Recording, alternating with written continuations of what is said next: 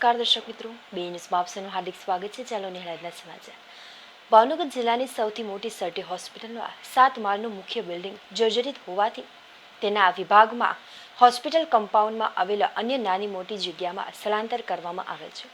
ત્યારે દર્દીઓ અને તેમના પરિવારજનોને હાલાકી પડી રહી છે. ત્યારે તંત્ર શું કામગીરી કરી રહી છે, આવું જોઈએ બે ન્યૂઝના ખાસ રિપોર્ટ. આરોગ્યની સુવિધા.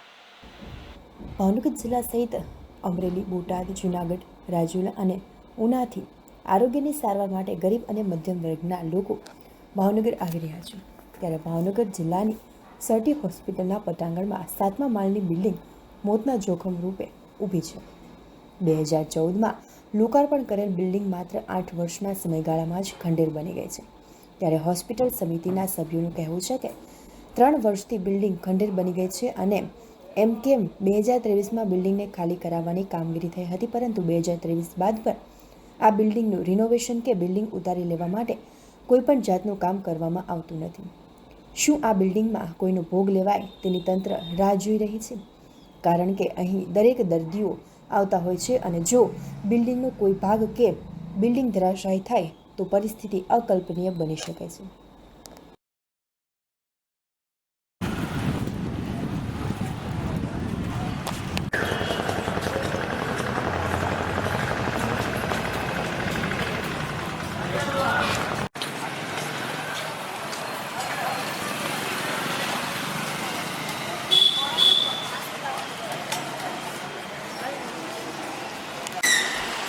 ભાવનગરની સર્ટી હોસ્પિટલ તંત્ર દ્વારા રાજ્ય સરકારની મદદથી 7 માળનું ઓપીડી બિલ્ડિંગ બનાવવામાં આવ્યું હતું, જેનું લોકાર્પણ 2014ના માર્ચ મહિનામાં થયું હતું અને આ બિલ્ડિંગ મેન્ટેનન્સ અને પીઆઈયુ વિભાગ ઊભો કર્યો છે, જેને 2022માં કેટલાક માળ જર્જરિત થતાં ઉચ્ચ કક્ષાએ કચેરીમાં જાણ કરી પીઆઈયુની ટીમ દ્વારા તપાસ કરતા 2023 જાન્યુઆરીમાં ભયજનક જાહેર કરીને ખાલી કરાવવામાં આવ્યું હતું. તે સમયથી આજ દિન સુધી એ બિલ્ડિંગ ખાલી છે. અન્ય વિભાગોને અલગ અલગ બિલ્ડિંગોમાં ફેરવવામાં આવ્યા છે, તેવું કાર્યપાલક ઇજનેર અર્પણ કાતરોડિયાએ જણાવ્યું હતું.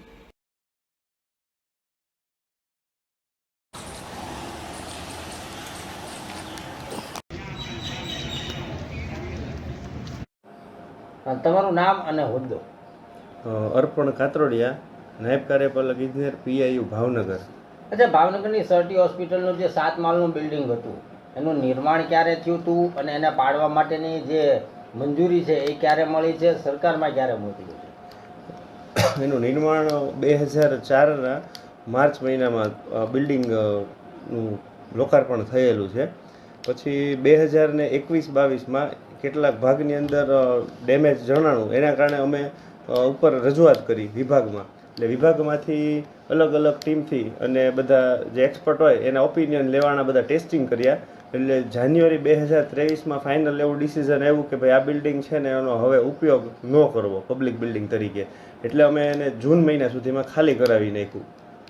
અચ્છા, એના ઓપ્શનમાં કોઈ વિકલ્પમાં નવા બિલ્ડિંગને લઈને કાર્યવાહી થઈ છે? કારણ કે ત્યાંથી સમગ્ર વિભાગો હટી ગયા છે, તેની વ્યવસ્થા શું છે? હાલમાં વ્યવસ્થા બીજા જે હોસ્પિટલના 14-15 નાના બિલ્ડિંગ છે G+1ના, એમાં અત્યારે સમાવેશ કરેલો છે અને નવા હોસ્પિટલનું બજેટમાં જોગવાઈ થઈ ગઈ છે અને એમાં આપણને અત્યારે 335 કરોડ રૂપિયા મંજૂર થયેલા છે.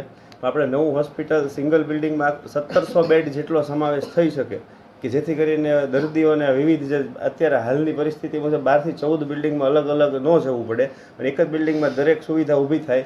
એની માટે અત્યારે આપણે પ્લાનિંગ ને બધું તૈયાર છે અને સરકારશ્રીમાં ફાઇનાન્સ વિભાગમાં ફાઇનલ મંજૂરી માટે છે. લગભગ અંદાજિત મહિના દિવસમાં મંજૂરી આવી જાય એવી શક્યતા છે, કારણ કે પ્લાન ને એવું બધું ફાઇનલ થઈ ગયેલું છે. અચ્છા, બીજું જે જૂનું બિલ્ડિંગ છે એના સ્ટ્રક્ચરને લઈને સૌથી મોટો પ્રશ્ન છે, એ શું છે? જૂનું બિલ્ડિંગ લાલ જે છે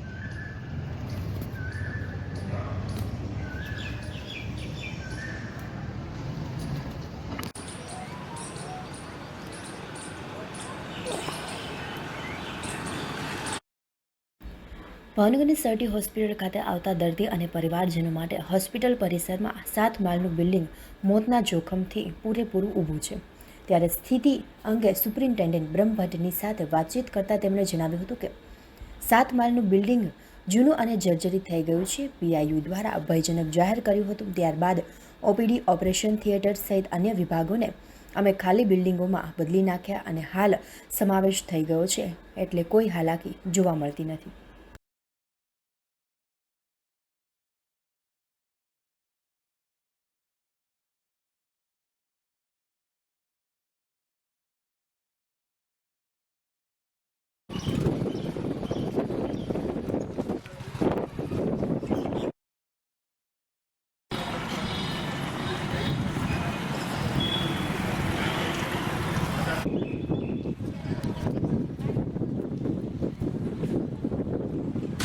આપણી કેમ્પસ ખાતે સર તખ્તસિંહજી હોસ્પિટલમાં 7 માળનું ન્યૂ ઓપીડી બિલ્ડિંગ નામનું બિલ્ડિંગ જે હતું એ પીઆઈયુ દ્વારા ભયજનક જાહેર થતાં એને ખાલી કરી અને એમાં ઉપલબ્ધ તમામ પ્રકારની સુવિધાઓ જેમ કે OPD, IPD, operation theatre, wards અને અન્ય ઓફિસીસ એ તમામ સુવિધાઓને કેમ્પસ ખાતેના હયાત મકાનોમાં શિફ્ટ કરી અને કોઈપણ જાતની સેવામાં વિક્ષેપ ના આવે એ પણ આપણે શિફ્ટિંગ પ્રક્રિયા પૂર્ણ કરી દીધી હતી અને છેલ્લા 2 વર્ષોથી 2 થી 3 વર્ષથી આ સેવાઓ બહુ સારી રીતે કાર્યરત છે.